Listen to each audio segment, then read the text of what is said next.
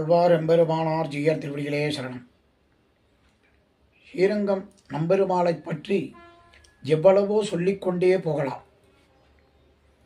பிரணவாகார விமானத்தில் திருப்பார்க்கடலில் தோன்றி பிரமனால் சத்தியலோகத்தில் ஆராதிக்கப்பட்ட பெருமாள்.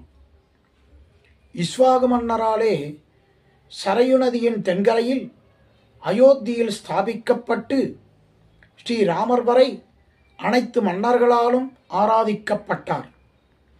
ஸ்ரீராமனால் விபீஷணனுக்கு இந்த விமானமும் பெருமாளும் பரிசாக கொடுக்கப்பட்டு இலங்கையை நோக்கி பிரயாணம் பண்ணின சமயம் வழியில் 2 காவேரிகளுக்கு நடுவில் ஸ்ரீரங்கத்தில் பிரதிஷ்டை செய்யப்பட்டார். ஆகவே விபீஷணன் இருக்கும் இலங்கையை நோக்கி சயனித்துக் கொண்டிருக்கிறார் நம்பெருமான்.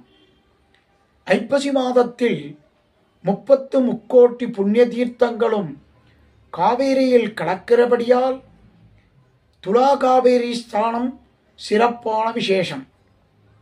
இத்திருக்கோயில் அனைத்து சம்பிரதாயமும் சுவாமி ராமானுஜரால் ஏற்படுத்தப்பட்டு கைங்கரியம் நடந்து வருகின்றன.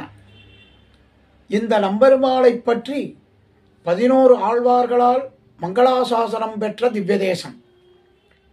நாம் 5 ஆழ்வார்களை பற்றி பார்த்துவிட்டோம். இன்னும் 6 ஆழ்வார்களின் சிறப்பு வைபவத்தை பற்றி நாளை பார்ப்போம். ஸ்ரீமதே ராமானுஜாய நமஹ.